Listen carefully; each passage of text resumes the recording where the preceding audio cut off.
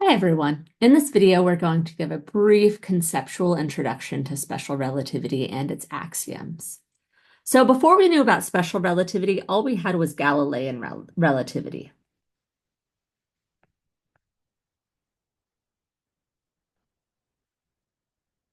which is of course thanks to Galileo. So in Galilean relativity, one might say there were two axioms. So the first is referred to as the principle of relativity.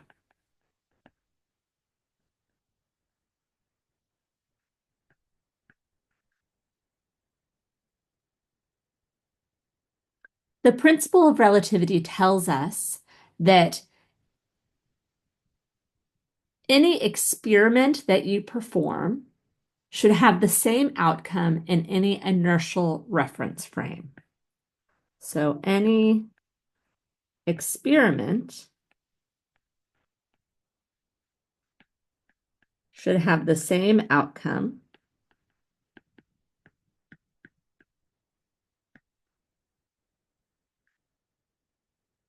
in any inertial reference frame.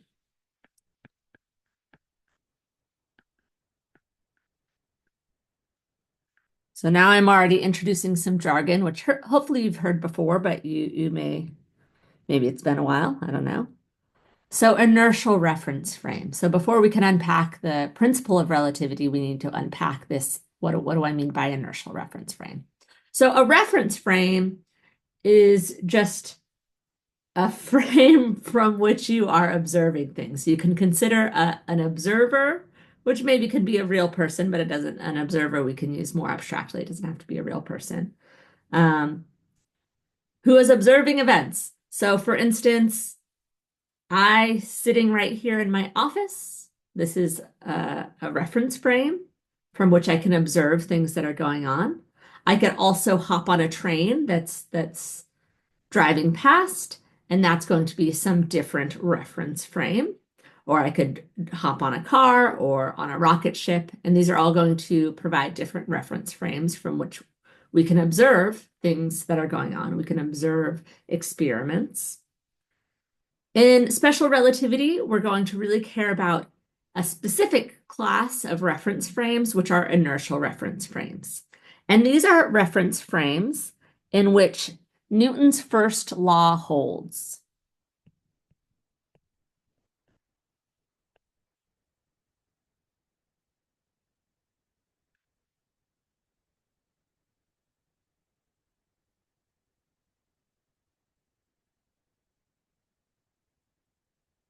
Which is to say an object at rest stays at rest, an object in motion stays in motion. Which your first thought might be like, well, doesn't Newton's first law always hold? No, it actually doesn't. If you are sitting in a car and your friend's driving and you decide to put your cup of coffee on the dash. You set your coffee there. Instead of putting it, maybe there's no cup holders or whatever, you put your cup of coffee on the dash.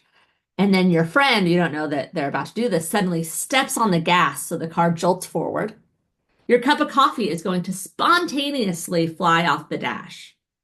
In the reference frame of your car, it is going to appear that Newton's first law doesn't hold because that cup of coffee suddenly jumps at you off the dash.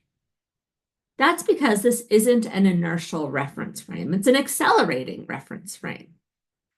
So classically, a lot of the times you were assuming that you were in inertial reference frames, maybe without stating it, because it wasn't perhaps as important then as it really is now, where we're going to want to be thinking about different reference frames and how different things look in different reference frames. And we're going to want to make sure that we're always only in inertial reference frames when we're thinking about special relativity, because special relativity is going to break down when we leave those. And that Galilean relativity, I haven't even introduced special relativity yet, right? Galilean relativity also is going to break down if we're not in an inertial reference frame. So that assumption is always there. So in general, inertial reference frames, it's fair to just think of these as non-accelerating reference frames. So if you're on a train, but it's moving at some constant velocity, that's going to be a pretty good inertial reference frame. Same thing if you're in a car or an airplane, as long as you're moving at a constant velocity, then Newton's first law is going to hold. So what does the principle of relativity state? It says that any experiment, and by experiment, I use that really loosely. It could be sort of anything that you do should have the same outcome as long as you're in an inertial reference frame. So I have this pen in my hand. If I toss it up, if I toss the pen up in a way that was more elegant than what I just did, then it falls back in my hand. So an experiment is that I threw the pen up, and the outcome of that experiment is it fell straight back down onto my hand.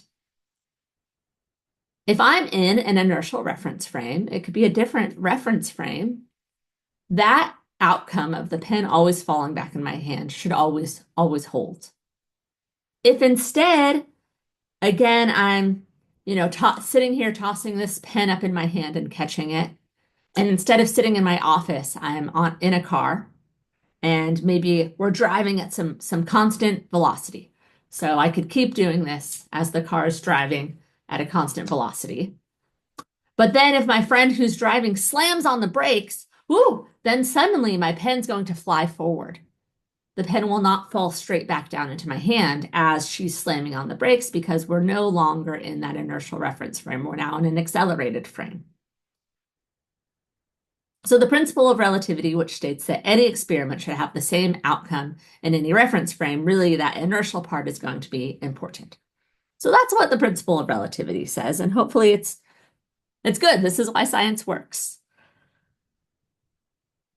The second thing I'm going to write down here was probably not explicitly stated, but because it seems so obvious that one maybe wouldn't explicitly state it.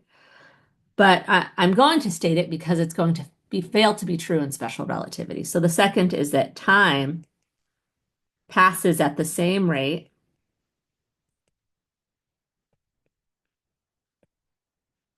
for all observers.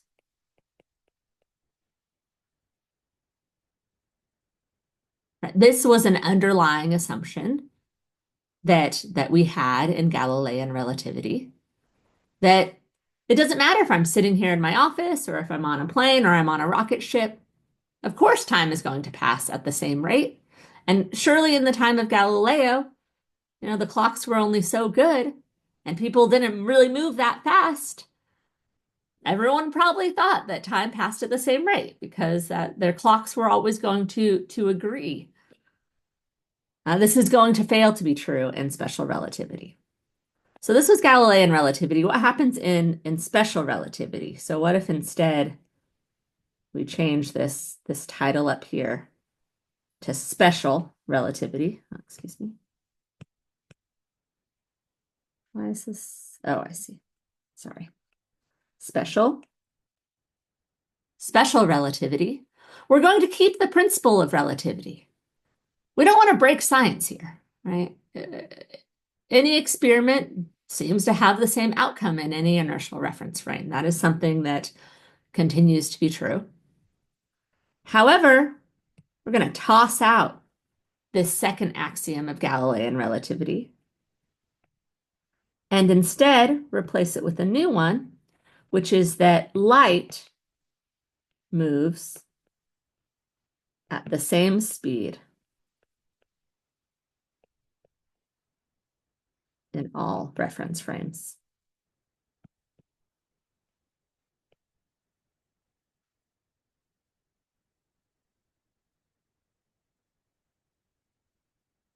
This is not obvious, and actually, probably one would assume that this isn't true. Most objects don't move at the same speed in all reference frames. If I am holding this lid to my water bottle right here, if I hold it in my reference frame of my office, this water bottle lid cap is at rest. However, if someone drove past in a car and was looking at this water bottle cap, they would see that it's moving. So in general, objects are not moving at the same speed in all reference frames. They are moving at different speeds in different reference frames. Light is something special. It moves at the speed of light. And Maxwell's equations predicted that light moves at this specific speed, at c, right? At the speed of light, without reference to a reference frame, without mention of a reference frame. And so at first, this was a bit of a conundrum. So if light's moving at this special speed, in what reference frame? Is there a special reference frame that light moves at that special speed that Maxwell's equations predicts? And this is where scientists thought, well, okay, maybe there's this thing called the ether in the background of all of space that light is moving through, and it's in the reference frame of the ether. Turns out there's no such thing as an ether. And one of the very famous experiments, the Michelson-Morley experiment, taught us that there wasn't an ether, which really ultimately implied that light is moving at the same speed in all reference frames. There's no background ether, and instead, it doesn't matter what reference frame you're in, light is going to move at the same speed. And so this instead can be thought of as the second axiom of special relativity, right? We're talking about special relativity. And from just these two axioms, we can derive all sorts of crazy things that turns out to be true. So 3 strange things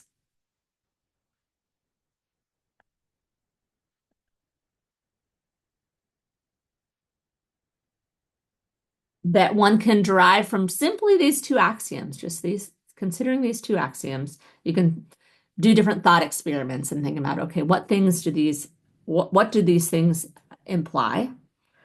And the 3 are time dilation, which that's breaking that Galilean relativity assumption that I wrote down before. This says that time does not pass at the same rate for all observers. And we can literally just derive this from just these two axioms of special relativity. Length contraction.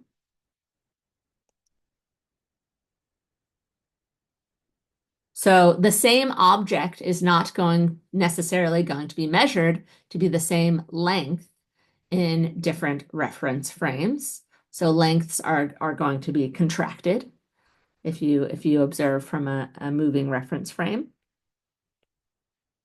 And this is not an optical effect. This is not an optical illusion. The object really is shorter. And then third it goes by some different names, but I often call it the relativity of simultaneity, which says that in one reference frame, some event might occur before a different event. So event A might occur before event B, but then in a different reference frame, it's possible that event B will occur before event A. So not for all events will this be true, but for some events, it's going to be true that, or I guess since I'm talking about simultaneous, A and B might be simultaneous in one reference frame, but then one might happen before the other in a different reference frame. So sort of the ordering of events and whether they're simultaneous or not is going to be a relative statement, which is a very strange thing. So those are some of the main concepts that you might have first learned about when you were learning special relativity, and they're going to be important to hold in your head as we learn about more advanced things in special relativity.